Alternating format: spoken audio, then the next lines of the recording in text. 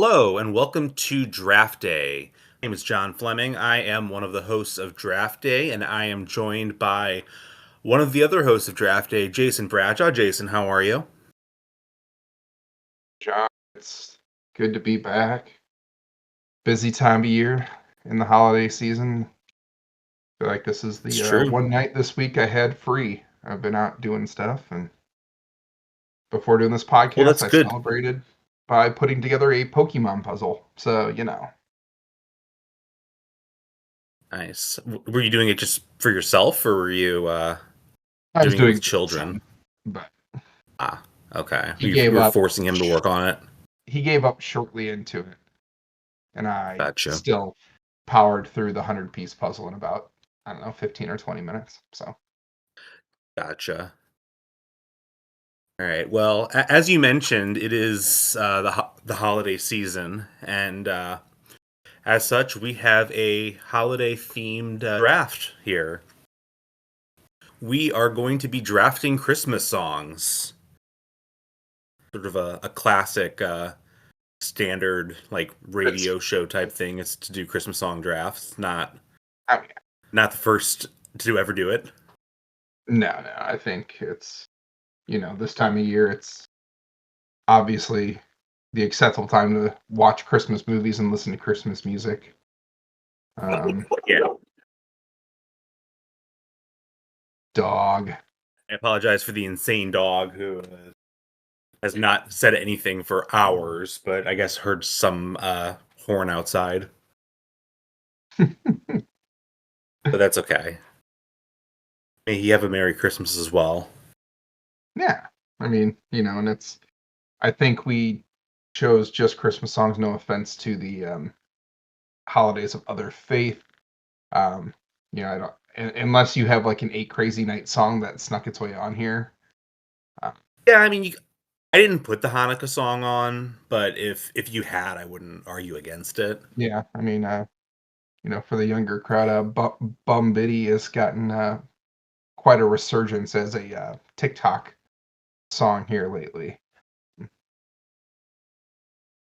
It's been a very definitely a long time reference since that I've seen the movie, but yeah, I definitely do not remember that. But yeah, I mean, the weird thing about music that we refer to as Christmas music is how much of it is considered in the Christmas music genre, but like doesn't explicitly mention like holidays. It's just basically about like cold, winter. which like, because like if you think about it, like especially living in the United States, it's way colder generally in like February than it is in Mm-hmm. December. But Wow, and I know it's been a weird day today too, even just like in general, because I was talking to a coworker of mine who lives in St. Louis, where you live today. I live 3 hours away. It was 22 degrees warmer here when I was talking to them.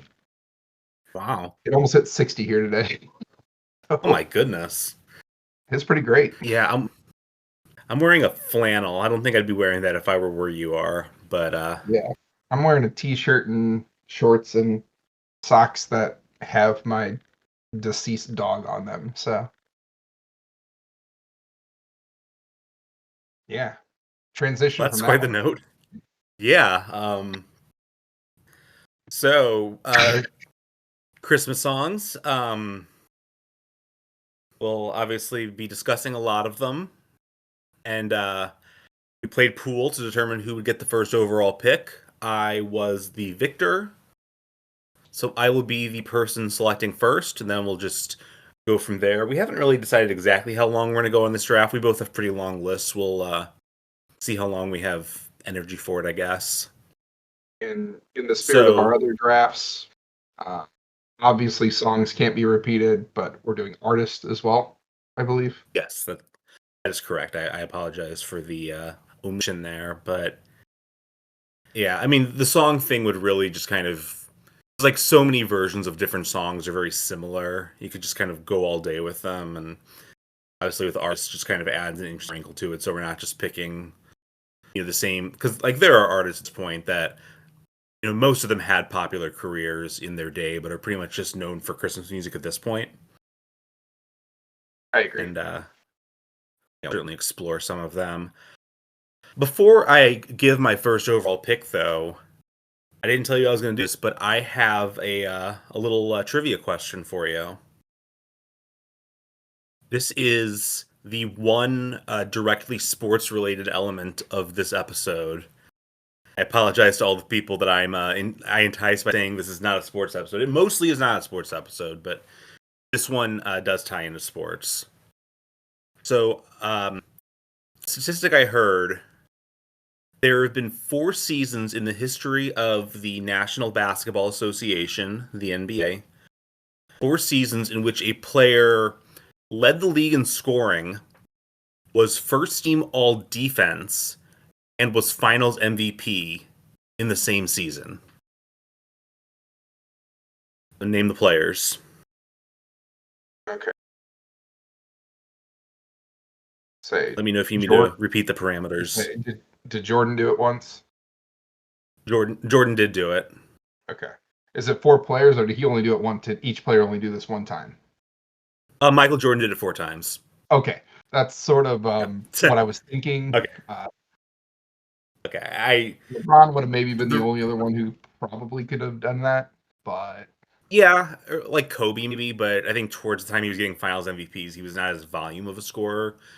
But yeah, maybe Kareem. But like, regardless, though, I think it actually might be the single best like factoid I've heard, or like the Michael Jordan like greatest of all time case is he did it 4 times and everybody else has done a combined 0, because it's not like these are like arbitrary like endpoints. It's like the league leader. And I think that for some reason I thought of this stat when I was thinking of what song to select number 1, because I think sometimes like there is a chalk answer, there is an answer that is just like so like beloved and such a like hit every year, and like it can be the right answer, and that is why I will be going with All I Want for Christmas You by Mariah Carey. It is a song that was released in 1994 and hit number 1 25 years after that. I believe it is the current number 1 song in the country, which is honestly a little bit strange, but just keeps chugging along. And I'm like, my stance on Christmas music is generally that I don't necessarily get seasonal with like, stuff I listen to. You can put that song on in like June, and I'm down. I'm good with that. So yeah, I think that it's a song that doesn't really have a lot of miscovers, because like the song very explicitly has like the high notes that not that people can hit. Commend her for that, and it's just a happy, uplifting song. it's certifiably fine. Wow, that's I know. I at least enjoy listening to it. It very rarely gets played at my house because my wife, I don't think she has anything against the song per se. My wife just really, really dislikes Mariah Carey. I'm not like a huge Mariah Carey fan either. I think that song is like clearly the best work she's ever done. I would agree. I think that Like, I would agree, and it's it's the, I guess, if you want to call, a lot of these songs that I'm sure we'll get to would maybe be considered more just like classic Christmas songs. Like this is like the yeah, modern classic, I think, of Christmas music. yeah. Like there are popular Christmas songs that have been released since All I Want for Christmas Is You. There are none that are even close to as popular as it, though. Yeah. No, I mean it's definitely the,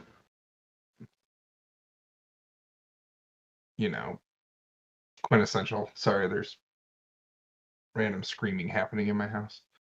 Um, but yeah, I Sounds think, ominous. yeah, I mean, if you didn't pick this at number 1, like I would have taken it to, even despite me not loving it. Like I think what you said, Still sometimes block me. chalk is chalk. Like, Yeah, sometimes you take Jordan when you're doing the Jordan draft. yeah. I took Jordan whenever we did the NBA countries draft. So Sure. I why took not Gretzky when we did the keep that hockey up? one. Fuck it. Sure. Yeah. Man. So now it gets interesting, I guess, with the next pick of where I want to go. Yeah. I will say that while I went chalk with pick number 1, I'm not necessarily going chalk the entire way down. Like there are Yeah. certainly classics, but I don't know if there's necessarily like a canonical order that I'm going by. No, and I think for me, if I'm gonna go with one next, it's probably, one of those groups out there that you almost think of exclusively as Christmas music. And me being a big nerd for music that doesn't always have lyrics in it, I'm gonna take Okay, "Wizards of yeah. Winter" by Trans-Siberian Orchestra. Uh, Okay. it's I mean, I don't know if it's a song that you know right off the top of your head, if you know which one that is. I do not. I had the Sarajevo song was kind of Okay, like the Christmas Eve Trans-Siberian Sarajevo. Orchestra. Yeah, Yeah. the other popular one. Wizards of Winter, it's the one that's more upbeat. It's the starts out dun dun dun dun dun dun dun dun dun. It's I don't know. I can go Okay. in. It's one that people do like light shows to a lot. Okay. Um, Okay.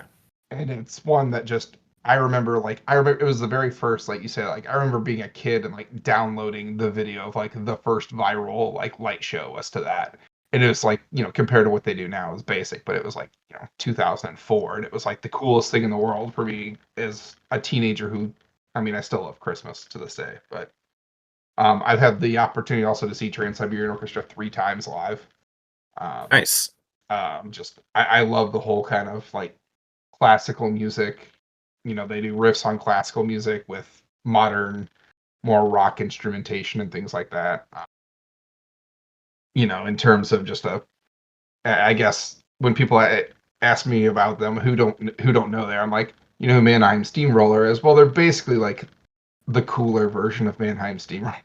They're the more they're the more like I mean metal for lack of a better term, I Yeah, guess. Like more of modern, like maybe you could say, yeah.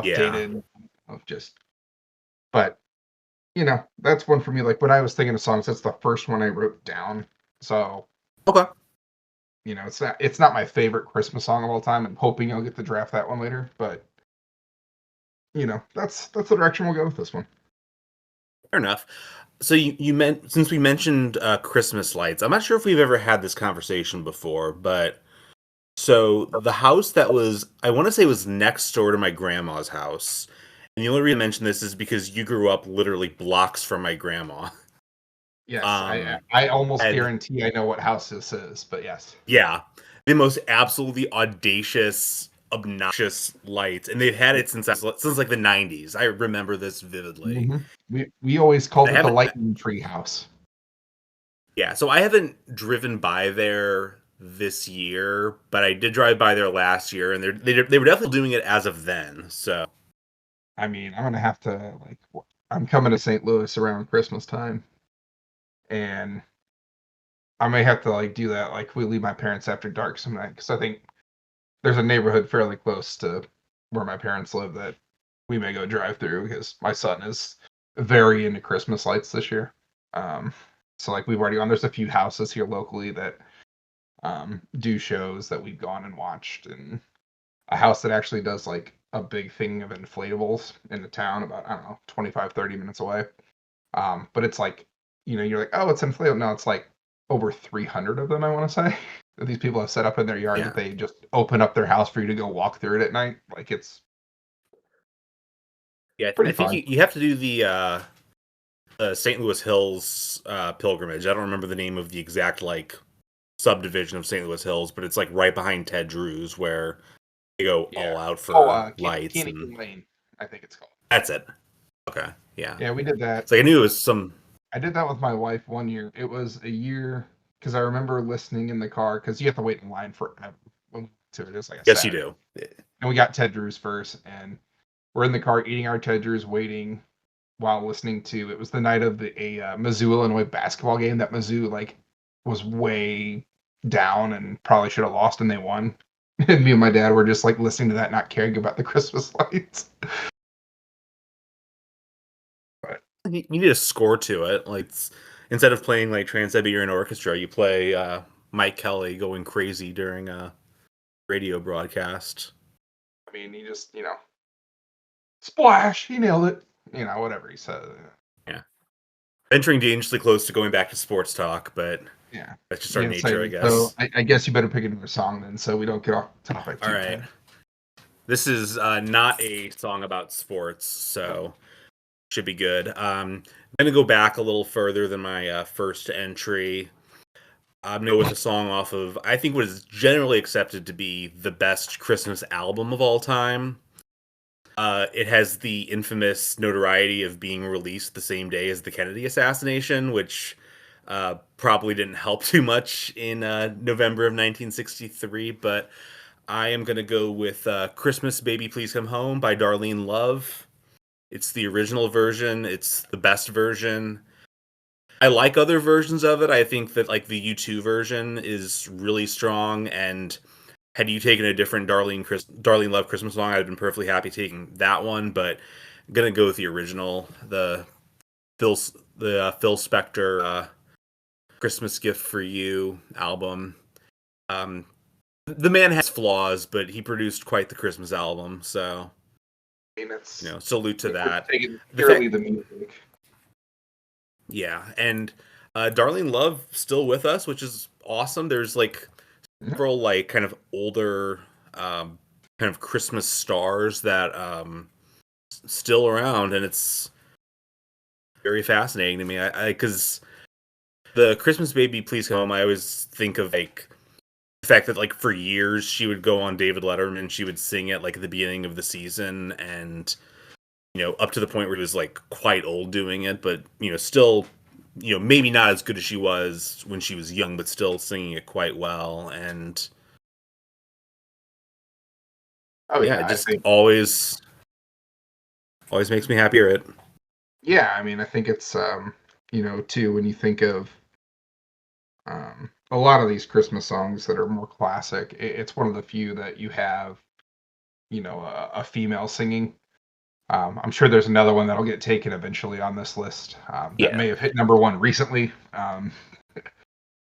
That Yeah, is so another one that maybe people think of first, but it's, yeah, I mean, undoubtedly just a classic Christmas song. I mean, I don't know. This is weird to do a yeah. bunch of analysis unless you have like a specific memory. It's like, oh yeah, I like that song. This But is kind of an interesting one, I think, because like it's very transparently of like a very 60s style of music. Like so much of pop music like during that decade kind of sounded like this. And you could argue that like, All I Want for Christmas Is You is like very self-consciously trying to do like that 60s style, even though it came out in the 90s. And yet I don't find this song to be like stale. Like obviously it sounds older. I realize that it doesn't sound as modern as, some of the more recent ones, but it doesn't seem like it's like an artifact. Like there are some older songs where you hear it and kind of feels like you're just doing like history homework. sure. Like But I think I've always been suspicious of people who are like big listeners to like the like Robert Johnson blues album from the 30s. It's like you cannot possibly be like listening to this for pleasure. This is like a anthropological experiment, and that's fine, but let's be real about it. I think it's it's got a similarity. I think maybe in a way too to like where it sounds similar. It definitely brings in some elements of older music at the same time. I think you get almost kind of a maybe like I don't know a female Motown or multiple female group from like the 40s or 50s, Pointer Sisters or somebody like that, kind of with the Yeah, background got vocals and stuff like that. it's definitely got like a Supremes or like Ronettes or Yeah, something kind of sound to it, and even though it's a solo artist, the backing vocals bring a lot to the song as well. yeah, I agree. Good All pick. right, you are up. All right. So I think for my next one, let's have a little fun here. I'm gonna go with the wonderful duo known only as Elmo and Patsy for my next pick. Oh my god. We will Okay. take and okay. Full disclosure: the reason I'm picking this one, it was one of the three songs that my son told me to pick for this draft. The other two were from the Checks movie The out. Polar Express. Um, so for anyone who obviously doesn't know the song I'm alluding to, this is Grandma Got Run Over by a Reindeer. Sure. It's, I think when it maybe the original like comedy Christmas song, like Yeah, I mean, I think there are Christmas songs that are older that have like a sense of humor to it, but this is like just a straight up novelty song. yeah, exactly. And it's ridiculous, but at the same time, like it works. It's fun. It's still fun to this day because it's a novelty song. You don't have to have the greatest sound quality, the greatest instrumentation. Like, you know, Which is the older song, do you think? Grandma Got Run Over by a Reindeer or I Want a Hippopotamus for Christmas? I'm just trying to think about like the history I of. would think I Want to Hit a Hippopotamus for Christmas is older. Just based on Okay. the sound It quality seemed. of recordings, I believe. Yeah. That's what I was leaning towards, but I'm not certain. Let's see. I'm gonna look and see when we can find out. No, that doesn't seem right at all. Google. Okay.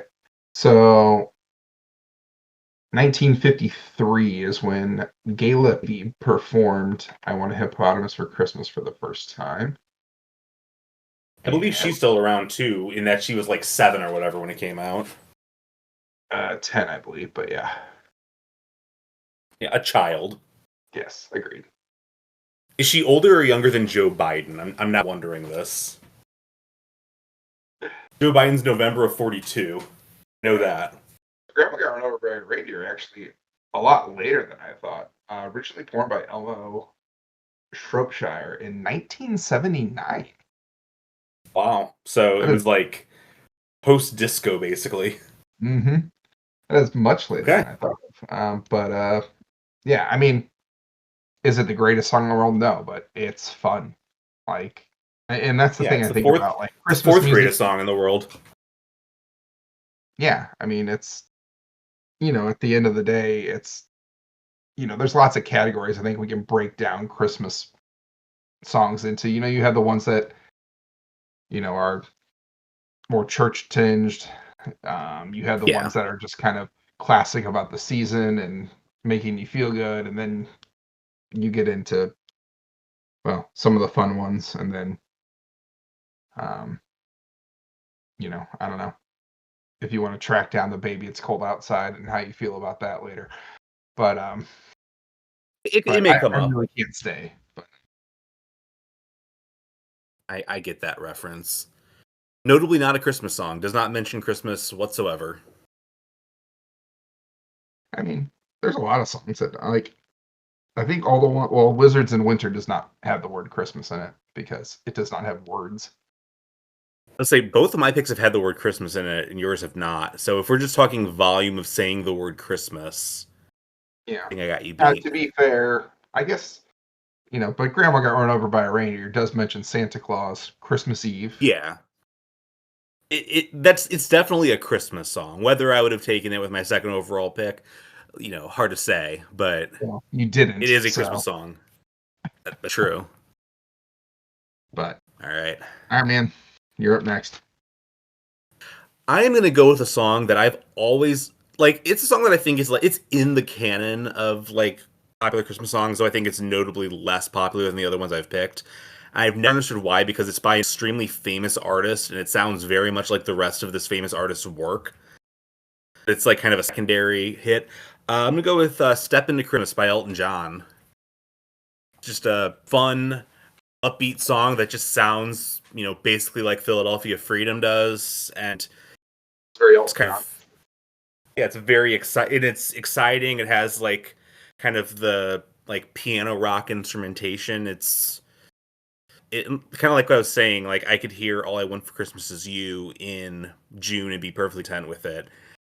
Admittedly, the Christmas Baby Please Come Home would be a little bit difficult. It'd seem a little bit weird to listen to it in the summer, but the Step Into Christmas has that kind of, it could have been like Step Into 4th of July.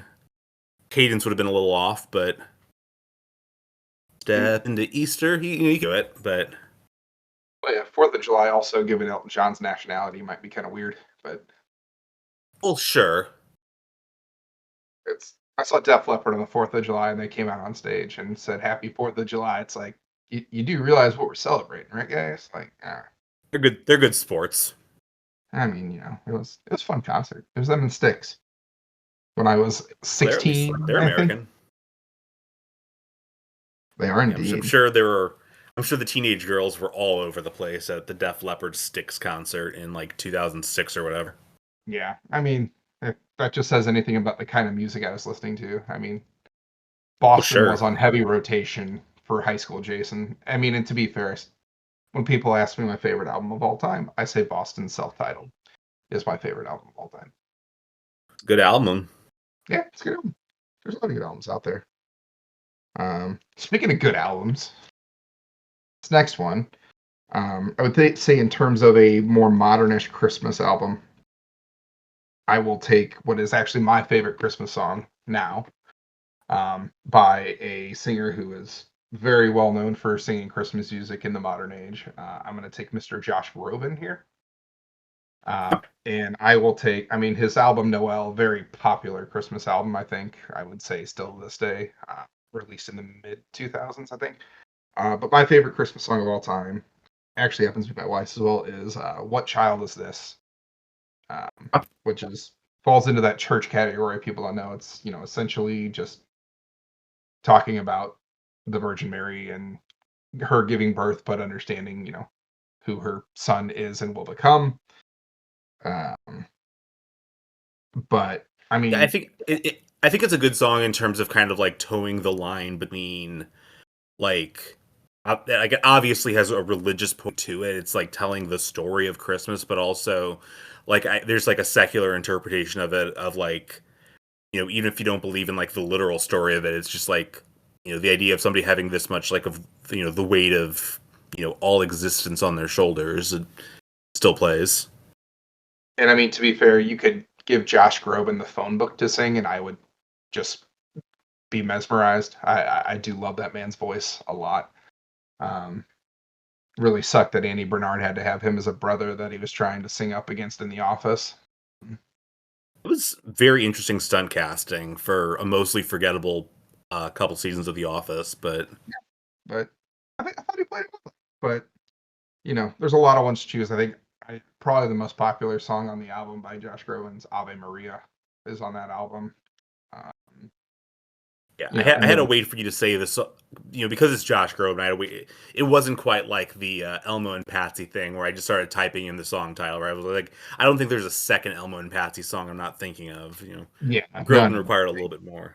Groban, yeah, I'd say and I will give a shout out to the first song my son actually said to put it is the song "Believe" by Josh Groban, which is featured in the Robert Zemeckis Tom Hanks collaboration, The Polar Express.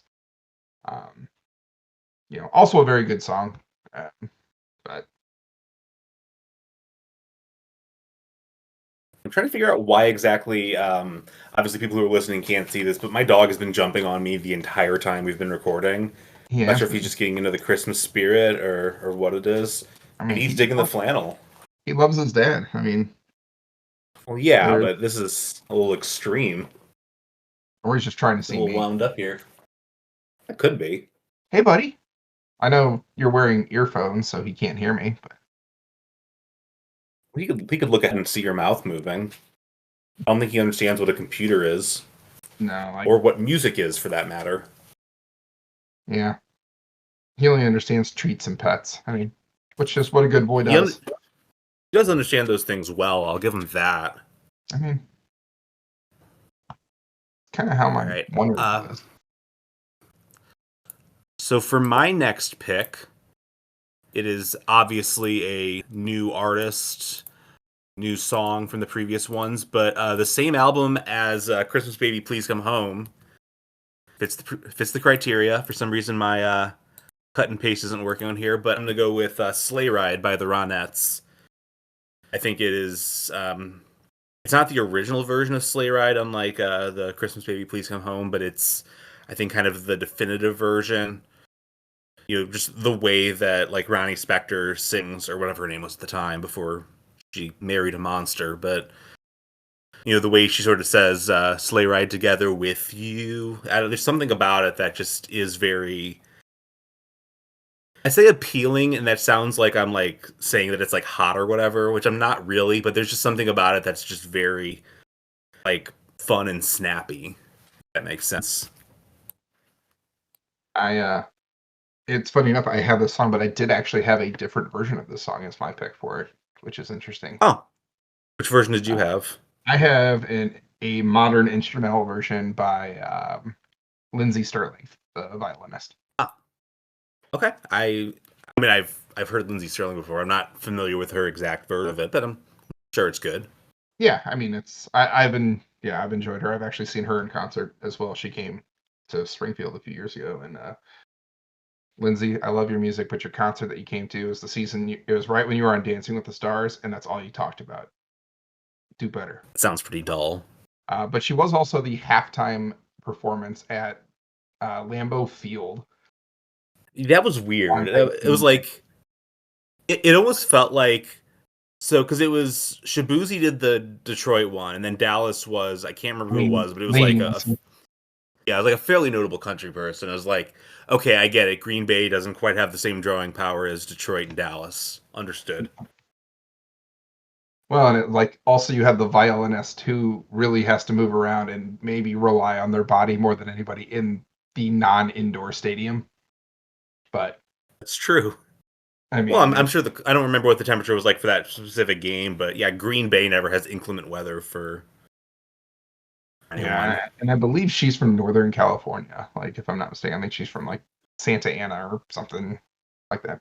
Um, I mean, it gets chilly. I wouldn't say it's quite to the Green Bay tier, but yeah, I mean, all right, you are up.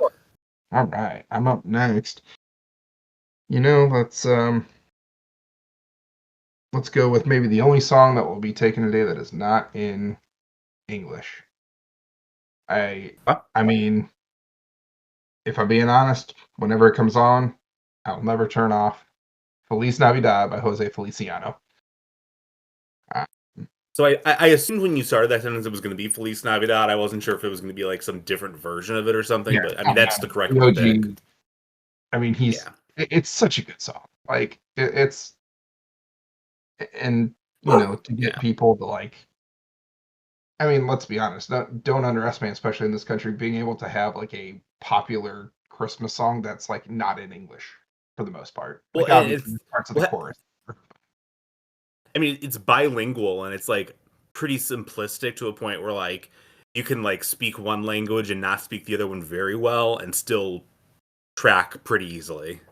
And it's and it's fun. And maybe that's just the theme of my thing here is just fun songs that are Christmas themed. But like, you know, it's funny. Like my son, we were listening to Christmas music the other day, and it came on, and he was like asking me, "Dad, what does that mean?" And because he'll sing the second part, that "I want to wish you a Merry Christmas." He was singing that. He's like, well, "What's he saying at the beginning?" I'm like, "Well, he's speaking Spanish, and he's saying Merry Christmas." Wait, what? So it's maybe it was the first Spanish that an entire generation of people learned was from that song. Well, what's interesting is that so I definitely thought that this was like his first song or something. It came out in 1970. He'd been around a while when this song came out, and he had done like his cover of like "Light My Fire" and like "California Dreaming" and a few other of like the handful of songs of his I actually know outside of the Christmas context. But yeah, obviously it's I think like pretty unequivocally the most popular non-English vocal song in Yeah, the Christmas catalog in the United States. I mean, maybe there's some in other countries, but I think in the U.S. it's certainly that one. I'm a big fan of his Doors rendition of "Light My Fire." Personally, just shout Yeah, out to that one as well. But very all good. right, where are we going next? All right, Come on, Band I'm gonna Aid. go back to the well of the like 70 classic rockers. I'm gonna go with the Eagles version of "Please Come Home for Christmas." Obviously not like a hard rocking song, but the original is good as well. But I think that Don Henley's voice on this song is particularly good and kind of like the light harmonizing, like probably the best guitar solo, or one of the best guitar solos in like a pop Christmas song outside of like, like TSO or where it's like particularly instrumental, but just always a song that, you know, it's obviously one of the sadder Christmas songs. I guess it's not like the upper tier of like the particularly like maudlin ones, but um yeah, I think it's good. And I know that the Eagles are like a divisive band for people. A lot of people find them to be corny, and on several of their songs I would agree, but I think if you get a song where it's Don Henley having the soulful vocals, Joe Walsh doing Joe Walsh things on the guitar, that's all I really need. Certainly solid. I'm not gonna. I don't know. I unabashedly am a pretty like decent fan of the Eagles or of Eagles, excuse me. Um, but mostly actually through my mom was a big Eagles fan, so she like gave me vinyls growing up of Eagles, and I was listening to them on an old record player and stuff. So So this is a random kind of memory, but do you remember like I want to say it was probably in May of 2020, like relatively early COVID, like when everything was shut down, when ESPN just like showed an Eagles concert. It was like their big like primetime event of the week was just showing an Eagles concert. odd. It was like with their like Vince Gill is in their band kind of thing because that was like post Glenn Fry passing away, and it was very strange that it happened. But I think it does kind of speak to the fact that like they're extremely popular. Oh yeah, Like I they think may not like. I remember. Did you watch that Eagles documentary that's like 5.5 hours long? I have not seen that. I know what you're talking It's about, but I pretty. haven't watched it. Yeah, it's pretty good. I would recommend checking it out if it's like available on streaming somewhere. Probably not worth like going out of your way for, but I remember they were like asking, I want to say it was Glenn Fry, but basically just being like, yeah, people just like did things to our music. Like it was just like music people listened to on road trips and that kind of thing, and it was like totally unpretentious. And I respect a band that kind of understands their role. I know they had a reputation for being egomaniacs, but I think they I mean, understand that you'll like you them and know, they're just happy with it. yeah, some people are just jealous, you know. But all right, what direction do I want to go in next? There's so many because like this one I just wrote a bunch down because like it was hard for me to rank a lot of these, and I'm like I'm just gonna go on feeling with a bunch of this. Yeah. There is kind of a like it hits a point where it's like I'm gonna be reevaluating my rankings like the higher time we're going.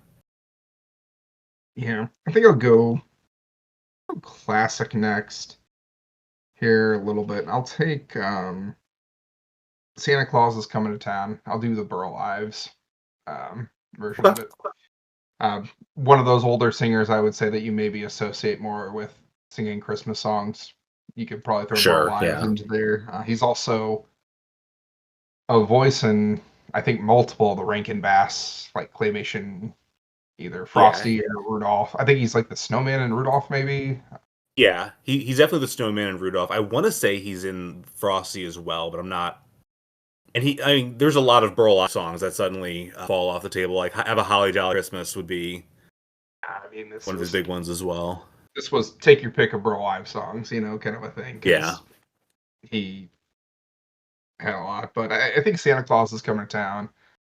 Um, it's like when I think of it, it was him or maybe like Bublé's version of it because he has the same vocalish quality that Burl Ives has that you kind of have to have at the start of that song. I think the "You Better Watch Out." You can't just be like, it's not like the elves singing it in the Santa Claus or the Polar Express where it's like, yeah, Yeah. it's like no, you gotta be you better watch out.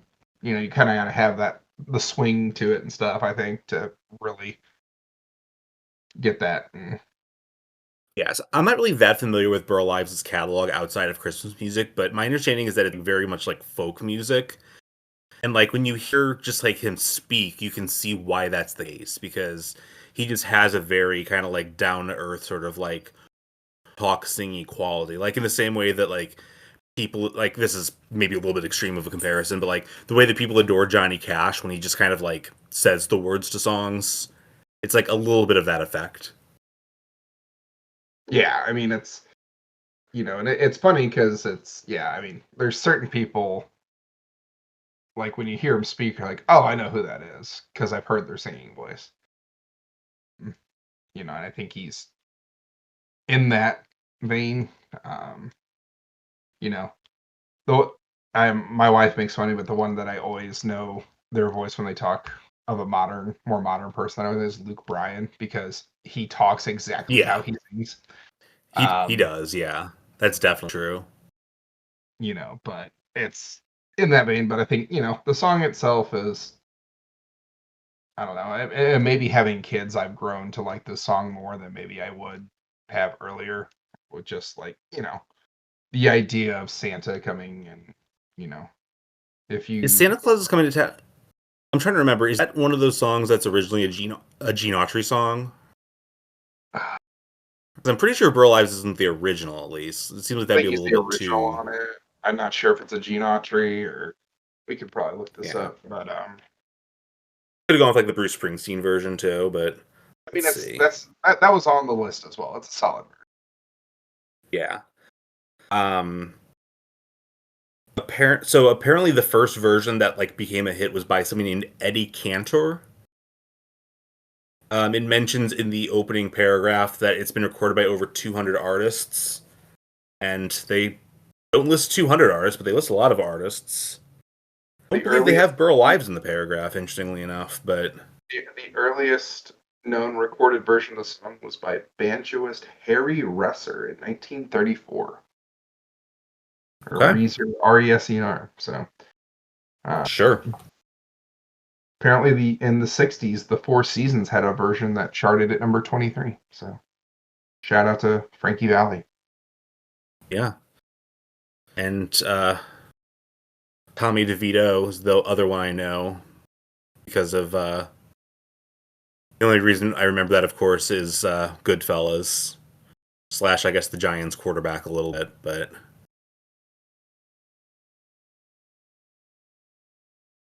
all right, so All right, where I are we going? will. We're gonna go quite a bit more modern. We're gonna go with a song that was first performed in the 21st century. Um, this kind of grows a little bit every year. I'll go with Kelly Clarkson, "Underneath the Tree." Um, it is like so clearly trying to do her version of "All I Want for Christmas Is You" that I respect the fact that like it's not similar enough to be a ripoff, but it's so clearly like trying to do that thing. But because Kelly Clarkson is such a like naturally talented like vocalist in that way, she just totally gets away with it. I'm not even a big Kelly Clarkson fan really, but I think that like she provides a lot of kind of vocal power to that song. I don't know that I've ever heard another version of it. It's also like a decade old, so kind of one of the quick risers, I think, of the I think genre. it's one that if like the Gen Alpha generation like could definitely like discover and like re-blow up type of thing. Yeah. Um, Well, it's really weird, and I'm sure this has been the case for other Christmas songs in different generations. I just don't know it because I wasn't around for it. But like, I don't remember like "Underneath the Tree" in 2013 when it came out being like a pop hit. I don't remember it being like on the radio or whatever. It just kind of got shuffled into Christmas rotations like shortly thereafter. yeah, I agree. But shockingly, that one I didn't even have written down. So, Okay, up. all right. So this next one I'm definitely taking for the version, not the song itself, because I truthfully believe this is one of the worst Christmas songs out there. But I'm going to take the 12 Days of Christmas. But I'm going to take the version by the a cappella group Straight No Chaser. Okay, that is Uh, the version to pick. I agree with you that it's not a very good song, but their version but is much more palatable than most. yeah, I mean, and it's obviously a roundabout way. They don't sing it straight through like normal. But the greatness comes like after they have a guy who tries to sing the dreidel song in the middle of it. They then go into the 12th Day of Christmas and then immediately set the song to Toto's Africa, which Yeah. is just great. I mean, it's, they have a few other good ones. Christmas Can by Street No Chaser is another great Christmas song that they do. It's actually, I think, my wife's preferred over that one, but it's, it's very fast paced, fun, another one. And it, you know, John knows this. I was a big Toto fan before they kind of like got memeified and Weezer covered them and stuff. Like, I've always been a big fan of just the band in general. I know that's shocking that after you reference being a big fan of like Styx in Boston, Six that in you were Boston, also Toto was. really going outside the box there. Yeah, I mean, shocking that, 16-year-olds who knew the song Rosanna, or which people who are like, Africa is such a great song and don't know the song Rosanna, like, don't talk to me. Rosanna's better. Rosanna's a great song. Nothing against Africa, but I digress. I've gotten a little sick of it after hearing it enough times, but it's a good song. Yeah, I mean, now my wife and I just make the same joke anytime it comes on the radio. We're like, "Oh, it's that Weezer classic that's come on." We just now refer to Africa as a Weezer song, just because we're weird like that. So yeah, quite the bit. Yeah. Right. I am going to. There's a handful of songs on my list that have connections to St. Louis, and I'm going to go with the highest ranking of them. Got to go "Run Rudolph Run" by Chuck Berry. I respect so much that he basically, like, the song could just be called "Rudolph Be Good." Basically, it is just like every other Chuck Berry song. It's just not even like trying to deviate. He's like clearly just trying to work out the lyrics. But like, I like Chuck Berry songs, so I enjoy that that's up there. And it's one of those songs that like million like decent covers of it, just because that's kind of the appeal of Chuck Berry songs, is that they're incredibly simple and like you can do kind of like a half-hearted version of it pretty well. But got to go with the original there from the legend. So yeah, between Chuck Berry and multiple Phil Spector songs, I'm really getting all the cool guys who did nothing wrong. Yeah, but totally. 100%. No regrets. Yeah, my favorite thing about this is that even though Chuck Berry was, I believe, the writer of the song, he could not be credited as the writer because Rudolph was trademarked. So the okay. name of the song and the character trademarks had to like be credited to Johnny Marks because of his trademark that he has on Rudolph. It's very funny that he had to give away like credit for that when, like I mentioned, it's the most Chuck Berry song possible. You're not wrong. I feel like Chuck Berry probably ripped off a lot of songs, but also got ripped off for a lot of songs. I mean, it's just kind of all the royalties he can collect for "Come Together." He earned them back somewhere along the line. Sure. I mean, it's also featured in prominently in film and TV. I believe is it the first Home Alone? They play it as they're like running through the airport. That sounds right. I should know because the Home Alone movies have been playing nonstop in my house for like since the start of November. But yeah.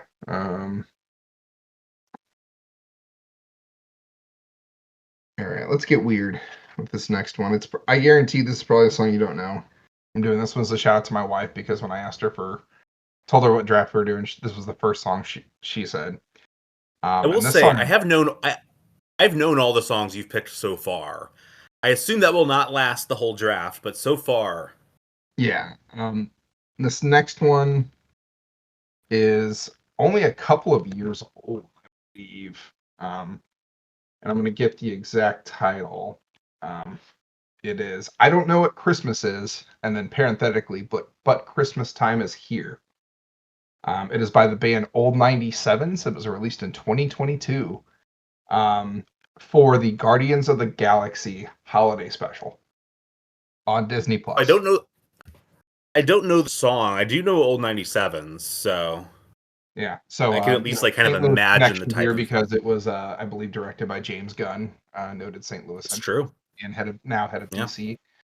Um, but it is like the opening to this like holiday special where they don't obviously they're in space, so they don't know what Christmas is, but it's just some band like singing about all these random things that people do at Christmas, and then they don't know what Christmas is, but it's Christmas time, and it's Okay.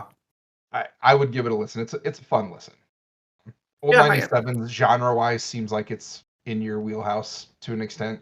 Um, I feel like it fits the. While I'm wearing the flannel, I think it would kind of fit that type agreed. of. Um, but it's like a modern classic that has gotten a lot of playtime in my house over the last few years, just because my wife can Scrooge a little bit at times when it comes to Christmas. Um, Same. you Relatable. know, No yeah, I worries. mean that's well, I mean last year was a very Scroogey Christmas for us, due to things that I won't bring up here. But it my wife like didn't want to do any Christmas stuff. She's like, just play this song if you want to play Christmas on the Echo, because I don't want to listen to anything else. I'm like, okay. So uh, yeah, fun one. I Okay. figured that would be one you didn't have, but I wanted to give it a shout out. So All right. For my next pick, whenever you mentioned watching Home Alone over and over, I was nervous that I was going to lose the next song on my list. Um, I could really go with any version of this song, but I specifically wrote down the John Williams version of "Carol of the Bells." okay, It's a extremely old song. It's you know okay, a classic. It's one of those songs where like it's possible that somebody who's listening to this podcast doesn't recognize it by title, but you've heard the song. I guarantee you. Like it is like one of the like two or three most famous songs we've oh picked. yeah. Period. And I mean, or if you've seen very Family Guy, orchestral. ding fries are done. I mean, like whatever. It's like,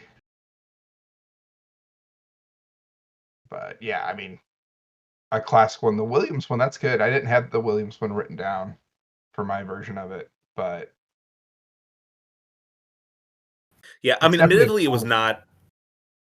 I was not that adamant about which version I was going to go with. This was probably the least I agonized over a specific version, but that was the one that, like, on all the Christmas playlists on Spotify, it tends to be the popular one, which I mean, it makes sense just being in Home Alone, but it's certainly not a bad version, so I'll go with it.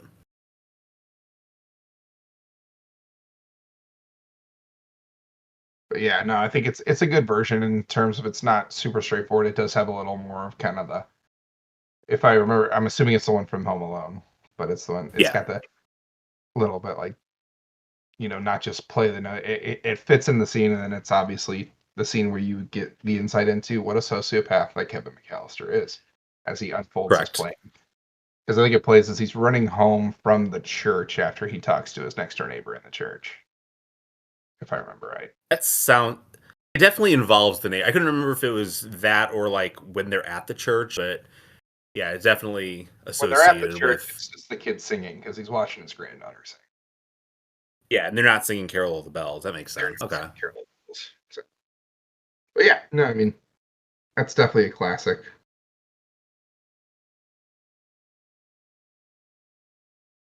All right, Speaking you're up. of speaking of classic things that go with things that movies. This is from a very short one, but I'm gonna take your mean one, Mr. Grinch, the Thurl Ravenscroft version. Obviously, I mean that voice is so Yeah. good, like for that song. This is. I'm actually shocked that it took this long. This is the first song that I had like fully listed on my list that you've taken. Really, I've just been getting all my top picks so far. pretty amazing. I mean, this is one that like for me, like I know everybody can have their opinions. To me, like the animated Boris Karloff narrated Grinch is still like will always be Yes. the king of Grinches. Uh, So I and haven't seen the like modern animated feature film. I have seen the yeah, Jim Carrey Ron Howard movie and I hate it. but have not seen I the hate it. cartoon one. I hate it more and more. I now have the fun excuse of I haven't watched that one yet because frankly I think that Jim Carrey will scare my kids. Yeah, I didn't see it for the first time until I was like in high school. To be clear, I saw it when it came so out. I I was was in sixth grade, I think, when it came out, sixth, seventh grade, something like that. But yeah, I mean, yeah I've I seen the think new one, and I don't know, like it's fine for like, my son likes to watch it. It's more engaging for him than the one, the Boris Karloff one. He doesn't love it just yeah because of the animation's a little freaky to him in some instances. The Grinch is just legitimately mean in that one too, not like kind of like, oh, he's funny mean. It's like, no, he's just an absolute yeah jerk. um, like he's basically like, obviously this predates it, but like a little bit of like Sideshow Bob tripping on the rakes kind of thing, where he's just like oh, so like doesn't seem like his heart is totally in his like anger. yeah, it's but it's a classic song. Yeah. It's just so it's such a funny song in terms of just how over the top it is and just how the insults are just so like bizarre. Like, if you really like listen to the Oh, lyrics, it just I doesn't mean, even. What's your favorite insult of the song? I think my favorite one because of the specificity of it is I want to make sure I get it right, so I'm stalling to Google it. Is it the pole length? I'm trying to think It's of the what would full be. length at 39 and Yeah, a it's half foot 39 pole. and a half. Yeah. Yeah, like I love that it's like, most people's like, oh, I want to touch a 10-foot pole. It's like, yeah, I'm gonna go like almost four times that and not touch you. Like that one always 39 and gets a half. yeah, 39 and a half foot pole. Like Yeah. the specificity always gets me in that. What about you? What's your favorite? I had to pull it up just to make sure that I got the words exactly right, but it's I believe the final one of the song. It's you're a three-decker sauerkraut and toadstool sandwich with arsenic sauce.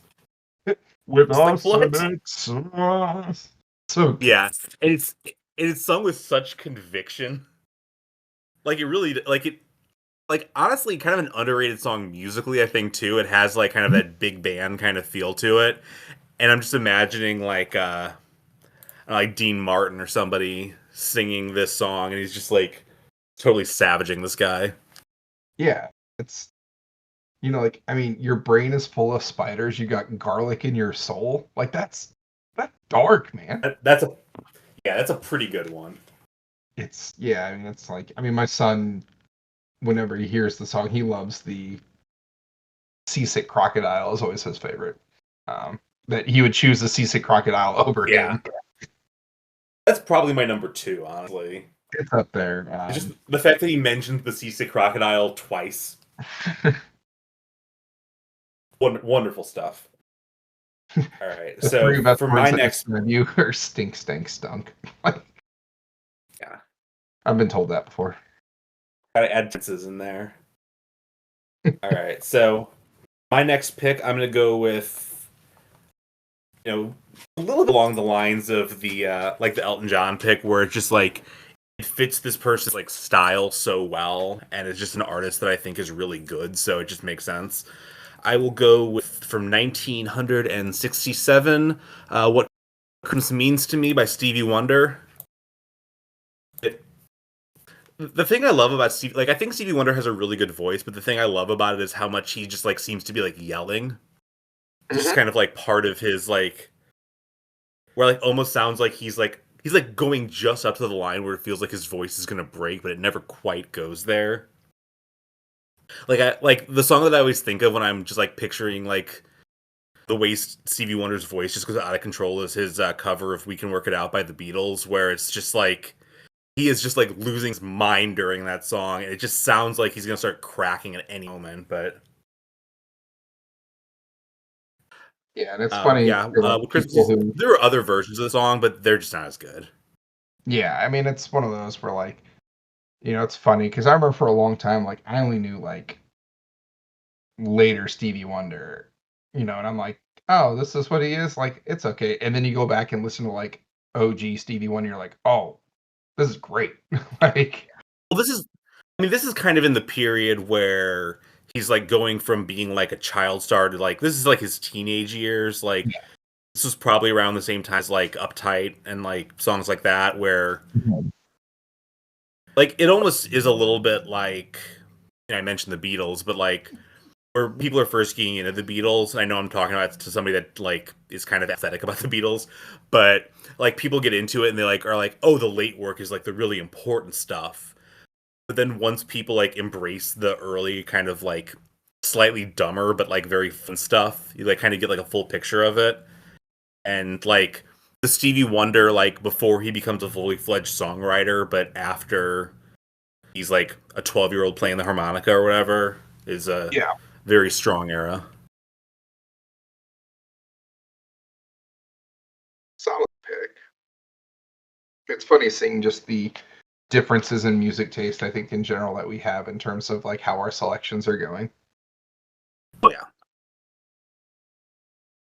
Hmm. Mhm. Is it Band-Aid time yet? No, I'm not gonna.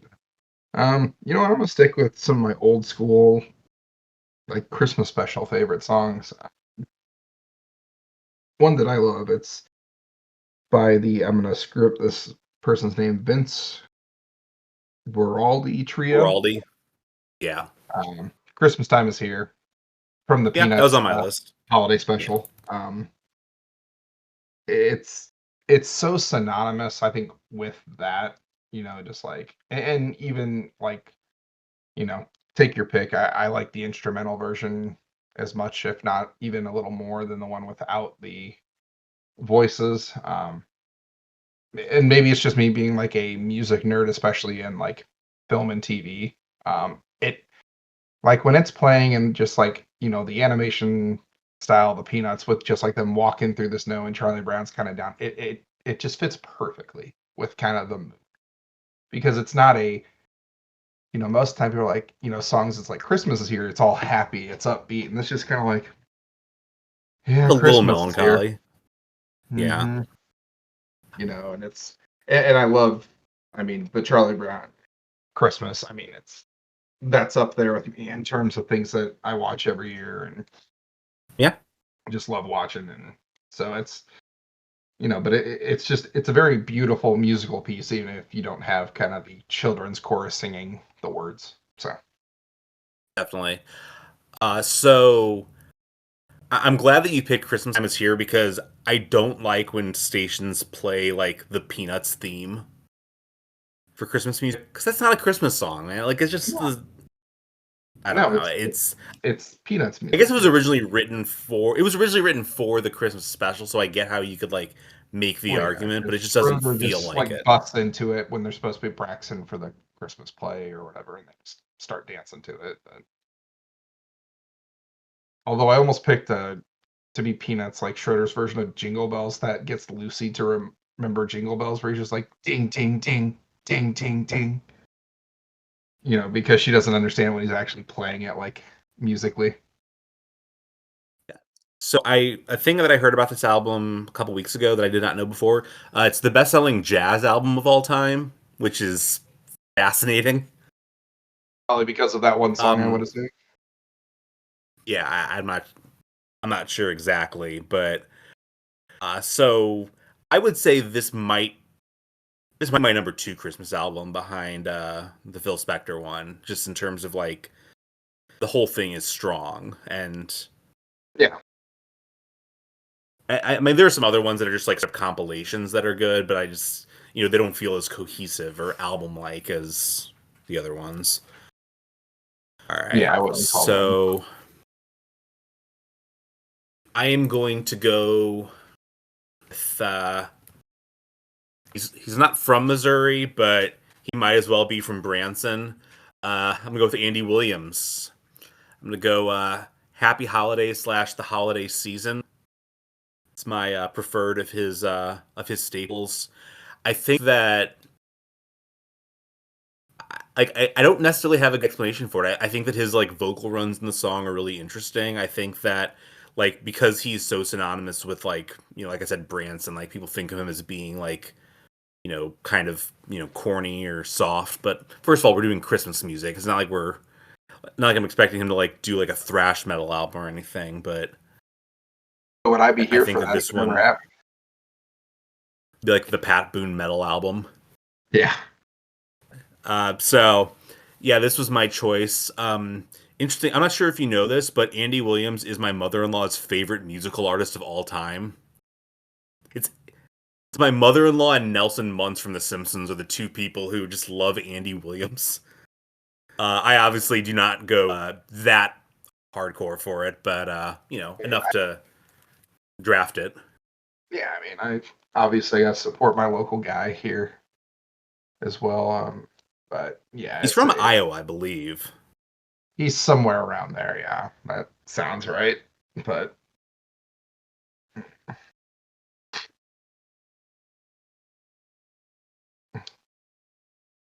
yeah,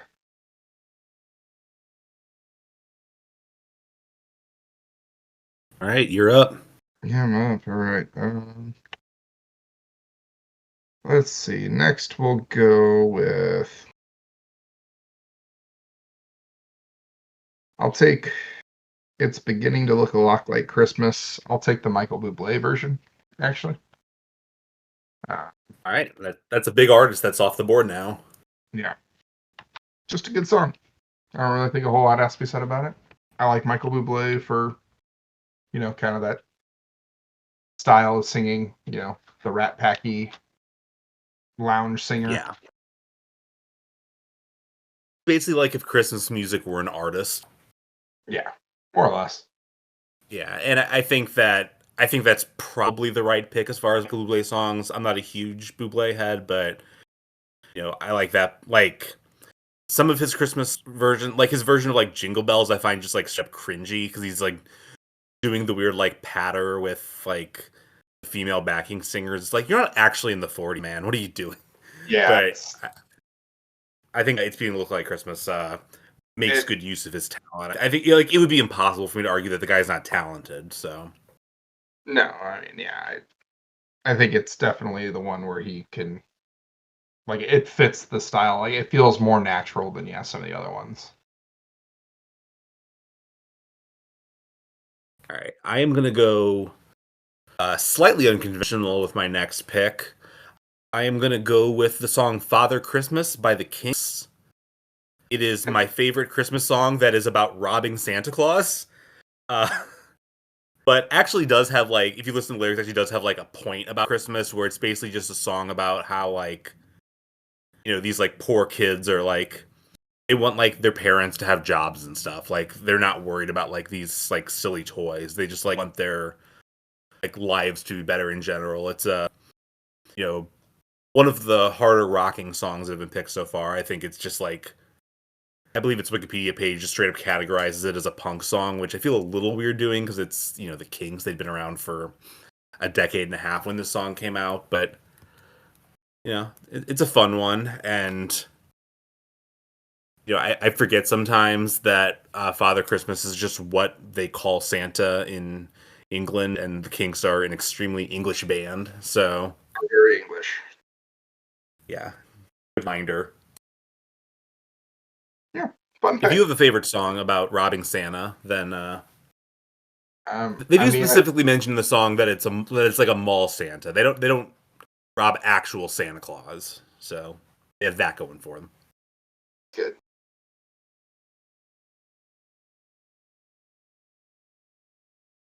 Yeah. You know what? Let's just stay weird. And this is maybe going to be the worst song I pick on this list, but I'm not ashamed to admit when I like songs that aren't good. And I'm going to take the classic, in my eyes, hit "Our Love Is Like a Holiday" by Michael Bolton. Can't It's a say very can't say I know the song. it's a Is it very off the Michael Bolt? Bolton song. I believe like I had it. I Is it off believe the I Christmas heard it on special? like the. Is it what? Is it off the Michael Bolton Christmas special from a few years ago, or is it older than that? I heard it growing up first. I think on the like Now That's What I Call Christmas album. Gotcha. Um, So it's a very Michael Bolton song. Uh,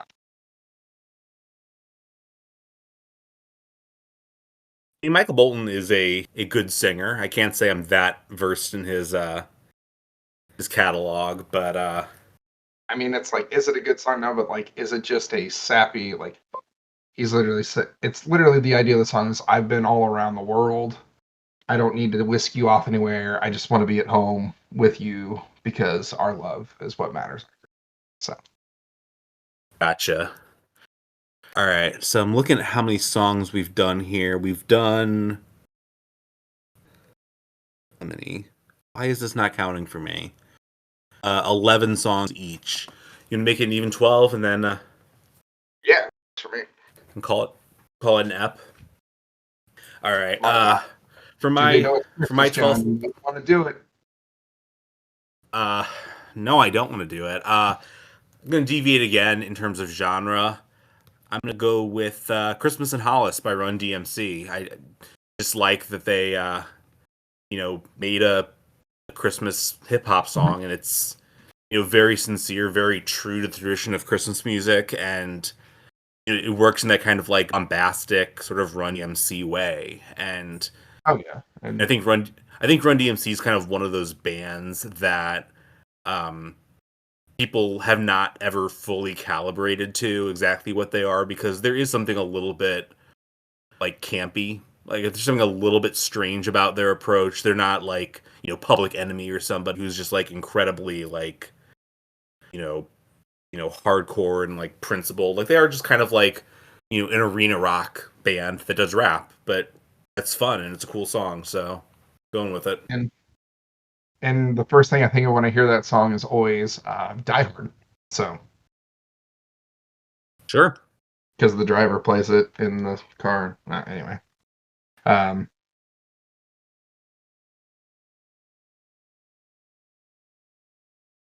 All right. What are you going with? all right. How do I want to play this here at the end? I think for my last pick, I will go with.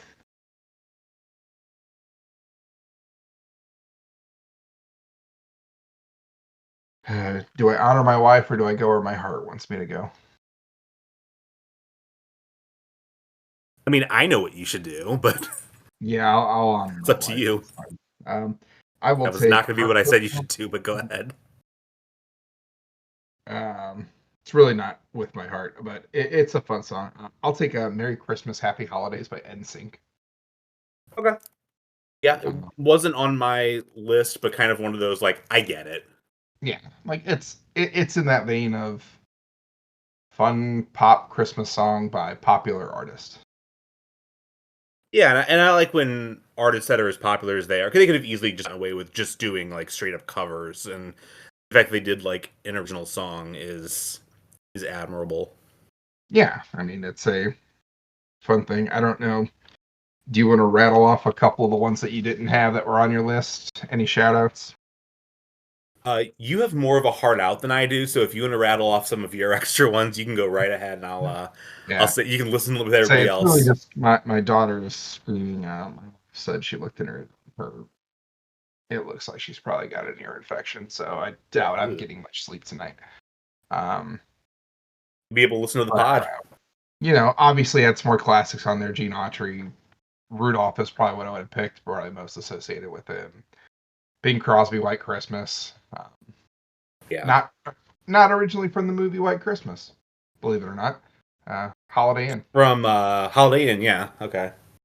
Um, One I'll give a special shout out to that I didn't pick it because I don't know if it's explicitly a Christmas song, even though it's in a Christmas movie. Is like it's a song that was made for a movie. The name of the song is "Invisible," by an artist named Zara Larson, from the movie Klaus. I've heard the name. I don't think I know the song though. Yeah, it's from the movie Klaus. Mostly just because I want to rave about this movie. It is so good. It's a Netflix original animated movie. Um, Jason Schwartzman, J.K. Simmons, and Rashida Jones, I think, is the other kind of main. That seems like a movie you would be into, just based on the cast. Yeah, well, and it's very like, it's a feel good thing where it's essentially kind of the, Jason Schwartzman.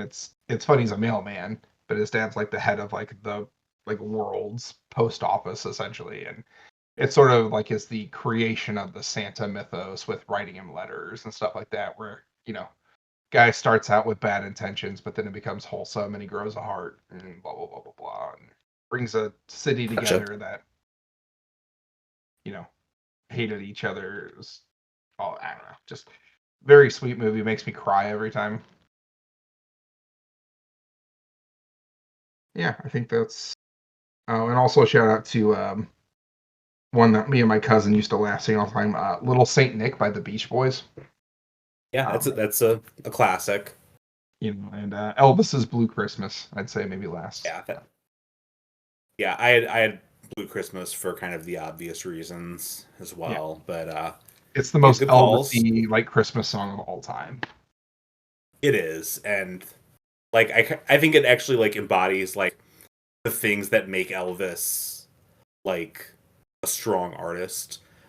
Like Elvis like has a very complicated legacy in terms of like people overrating how important he is in terms of like he didn't invent rock and roll, but like the guy had a really good like soulful voice and could do gospel, he could do rock, he could do country, and that kind of fits that genre very well.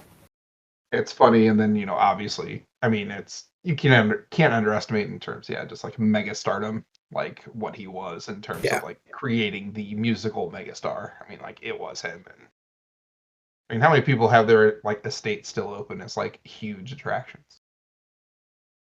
Yeah, and like people know the name of it. And it's like I don't even like care about Elvis in that way. And yet, like, I was planning a trip to Memphis, a couple years ago. It's like, well, obviously, you have to go to Graceland. Like, what? Are I mean, my you wife and I crazy? and son went there. Like, we went to Florida, and on the way back, like Memphis was like a little more than halfway, so we stayed in Memphis and then went to Graceland. And like, I'd Sure. recommend it. Like, it's cool. Elvis had a Yeah. very fascinating life. Like, in Very terms, strange man. he was he was strange, and you start to feel a little bit bad for him because it's like I also Yes. like the movie Elvis a lot that they did about his life. Uh, I thought that was well, really good. Austin Butler. Hey, he was great in it. Like, That guy worked hard to get an Oscar that he didn't end up getting, but he worked he, hard for it. it's really Someone, Rami Malek's someone should have fault. told someone should have told him to gain a bunch of weight so he could win the award instead of just talking in a thick Southern accent the whole time.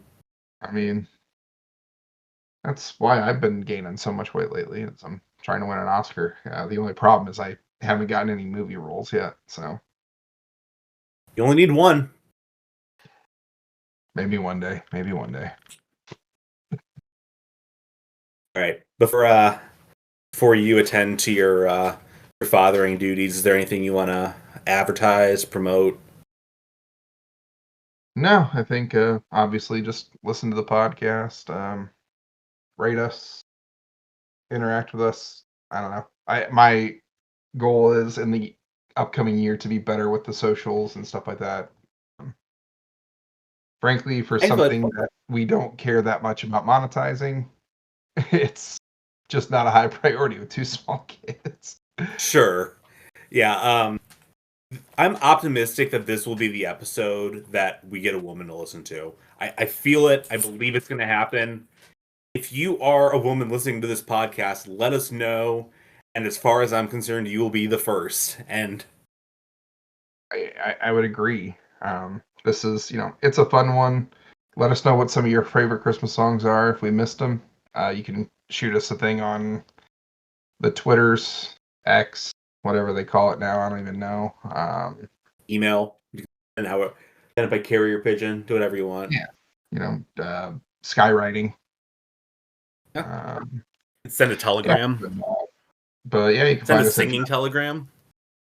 like the singing telegram from Clue, where the poor lady is shot like before she even gets to say the telegram. Well, I hope that doesn't happen.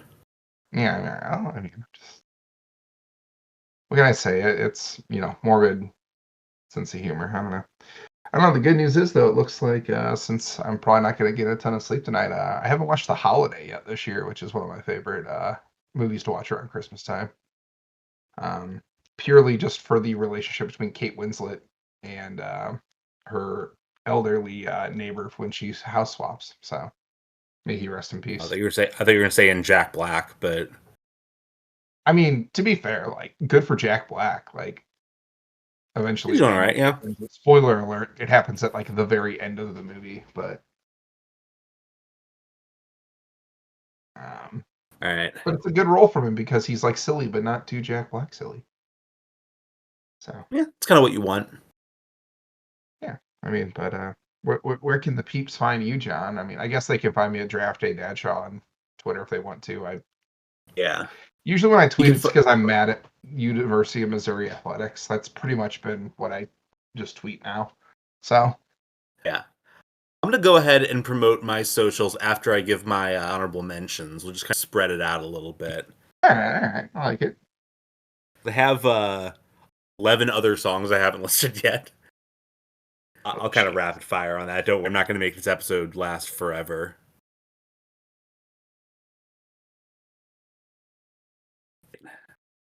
Say The the floor is yours, man. all I right, may bow out at some point in this. I'm asking my wife if she needs me now, but I'll stick around until she okay, tells me. yeah. If you just leave randomly, I'll just start like throwing my voice, trying to like do like a bad impression of you. All right. Next song that I had on my list that I didn't use is another person with St. Louis connections, Donny Hathaway, with "This Christmas." It's a song that I, on multiple occasions, saw referred to as the Christmas song of Black America, which I am a white American, and I picked multiple songs by different Black Americans, but this is a good one too, so we'll go with it. Enjoy, John, Um, closing out the episode. I look forward to re-listening and hearing your bad impression of me. So okay, sounds good. say All right, take good night, care. happy holidays, all. Merry Christmas, Happy Holidays, as the warrior poets of Ink might say. Now I'm gonna run Rudolph. Jason's got to make it to his daughter.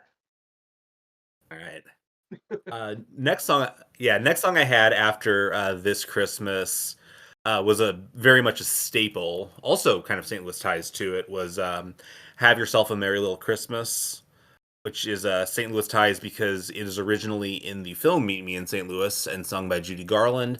My preferred version is the version by the Pretenders, the version from the '80s. I think it's just more modern. I think Chrissy Hines' voice is frankly a lot stronger than like teenage Judy Garland's. But um, speaking of like new wavy bands fronted by women from Ohio, next up I have Christmas Rapping by the Waitresses, which is an interesting kind of like slow burn song because like 20 years after the song came out, VH1 did a list of the greatest one hit wonders of all time, and they included the Waitresses for a different song, which is I Know What Boys Like, which is a banger on its own terms. But Christmas Rapping, I think, is really appealing because it's a song from the perspective of somebody that's not looking forward to Christmas. Like, it's a good, like, adult Christmas song, and not adult in like a, like, R-rated kind of adult, but like, when you're an adult, you're not necessarily always going to look forward to Christmas. And like, especially if you're like, an adult who's like single and doesn't have children or whatever, you might not really be looking forward to it, and you're just kind of like, you know, thinking about like reflecting on the year. The song ends up having a happy ending for the protagonist, but it builds up, it rewards throughout the song. Um, Next one I have is a song that I actually had completely forgotten about, but that just like randomly came to my mind about an hour before we started recording. But it's just an absolute like party of a song, and it's so much fun. It is the song "Christmas Is the Time to Say I Love You" by Billy Squire, which like honestly, the song kind of sounds like all the like background singers have like had a few eggnogs. It's been covered by like Darlene Love, among others. I think Catherine McPhee like named her Christmas album after the song, but the Billy Squier version is my favorite. Last Christmas by Wham. It's kind of a cliche answer at this point, and it's one of those songs that really has built up. I would argue it's like increased like post George Michael's passing, which kind of the dark fact that he died on Christmas.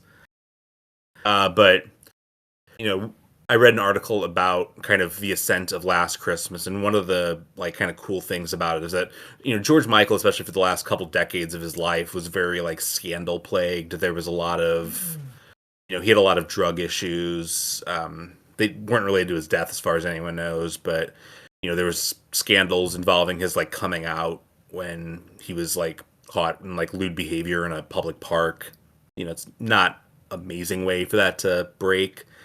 But like after he died, all the stories that came out were not like further stories of him doing creepy things or anything, but it was just like how much like an unbelievable amount of like charitable work he did, and just never took any sort of like vocal credit for it. I mean, it's not my favorite Wham song because Everything She Wants is like one of the greatest like pop rock songs of all time, as far as I'm concerned. But Last Christmas definitely is a good one. I went with Santa Baby. I went with the Madonna version just because the Eartha Kitt version, like obviously I know it's a 70-plus-year-old song, but it sounds 700 years old. It sounds so old and so dated. And like a lot of the versions of Santa Baby, I'm thinking particularly of the Taylor Swift version, I feel like don't quite get the humor of the song. Like Taylor Swift sounds like she's like in love with Santa, and like that's not really the point of the song. The point of the song is that somebody is just like using Santa for like material things. It's basically like a song from the perspective of a gold digger, and I actually kind of weirdly think that like the definitive best version of that song still might be to come, despite the fact that there's been 3/4 of a century or so to do it. But I think the Madonna version comes the closest because she has like a very like playful kind of attitude towards it. Santa Tell Me by Ariana Grande, kind of in the Kelly Clarkson, like that's sort of the one of the big new pop songs that I think eventually will get covered, but it's just so new that it hasn't really gotten there yet. I think that I've seen a few takes lately saying that it's better than All I Want for Christmas Is You, which is insane, but it's a good song. So happy to put it. I put Wonderful Christmas Time by Paul McCartney. I believe Jason is more or less in the same camp as me in saying that Wonderful Christmas Time gets a bad rap. Like, there are way too many synths in it, but the melody is, I think, really good. And, like, sort of the chorus, like the vocal ticks of it, I think are really pleasant. And it seems a little bit weird to make fun of this song for being dated when we're talking about, like, so many Christmas songs. Like some notable songs that I don't include on my list are like Rocking Around the Christmas Tree and Jingle Bell Rock. And like I find it very confusing that people like who don't care about rockabilly. Like people have the take every once in a while now where they're like, oh well, that's not a rock song. It's like, well, by that definition it was, but like by the era of like the 50s, but it just doesn't do a lot for me now. But I like I think Wonderful Christmas Time works. I saw Three Ships by Sting, which is a very like one of the more religious songs on my list, which is interesting because I don't necessarily think of Sting as being like a a particularly like Christian person or whatever. Not that he's like satanic or whatever, but just not necessarily the kind of vibe I associate him with. But I think that his kind of like reggae style like vocal inclinations works well for the song and makes it just very unique. And like whenever I hear it on Christmas radio, it stands out. Uh, the song that I would argue is the Die Hard of Christmas songs, in that it took a while for people to recognize it as being a Christmas song, but like I'm not sure why it wouldn't be. I don't think I've ever heard it on a Christmas station, but I have heard it on like pop stations. Is Holiday Road by Lindsey Buckingham. Like it literally has holiday in the title. There's references in the lyrics to Christmas, to holidays, and it's a song about like traveling for the holidays. And it might be also one of those songs that this is another one of those songs where the title might not ring as much of a bell, but like you've heard the chorus of this song before. It's in Christmas Vacation, but it's originally from the original National Lampoon's Vacation, and yeah, it's good. And you get Lindsey Buckingham playing guitar, which is always fun. One song I had that was kind of a curveball is a song that probably is the least famous song that I had on my list, which is the song Christmas Treat by Julian Casablancas. You might not be familiar with the song Christmas Treat. Julian Casablancas, for anyone who's not familiar with the name, is the singer for The Strokes. But Christmas Treat is a cover of the song that is generally called I Wish It Was Christmas Today, which was a song that was performed on Saturday Night Live, primarily by Horatio Sands. But it also has Chris Kattan, Jimmy Fallon, and Tracy Morgan on it. And just kind of like a very like self-consciously dumb Christmas song, but like hearing like the guy from the Strokes kind of like warble his way through it is pretty funny. And so worth checking out if you're not familiar with it, which I'm gonna guess a lot of people aren't. I didn't put there's a lot of kind of songs about winter that we didn't put. Like didn't put Let It Snow. Didn't it was referenced earlier in the episode, but didn't do Baby It's Cold Outside, which like there's a whole round of discourse about Baby It's Cold Outside. I'm starting to come around to the idea of like, take the lyrics in the context of when the song was written and just kind of like social mores of, people feeling like they have to like dance around like sexual topics. And I'm fine with that as long as one, the people who defend the song can acknowledge that like in a purely modern context, it does sound pretty creepy. Like, it's not unreasonable for people to want an explanation. And two, it's just not a good song. Like, I just don't like it like, musically, I don't like it. But obviously that's subjective. So, not going to go too rude there. I will go ahead, since I just ranted about a bunch of songs I liked. None of those are on my team, so shake those from your head. I'll read off Jason's songs. Jason had Wizards of Winter by Trans-Siberian Orchestra. Grandma Got Run Over by a Reindeer by Elmo and Patsy. What Child Is This by Josh Groban. Feliz Navidad by Jose Feliciano. Santa Claus Is Coming to Town by Burl Ives. 12 Days of Christmas by Straight No Chaser. I Don't Know What Christmas Is. And then there was some parenthetical title that I didn't type in. By Old 97s. You're a Mean One, Mr. Grinch by Thurl Ravenscroft. Christmas Time Is Here by Vince Guaraldi Trio, aka the song from Charlie Brown Christmas. It's Beginning to Look a Lot Like Christmas by Michael Bublé.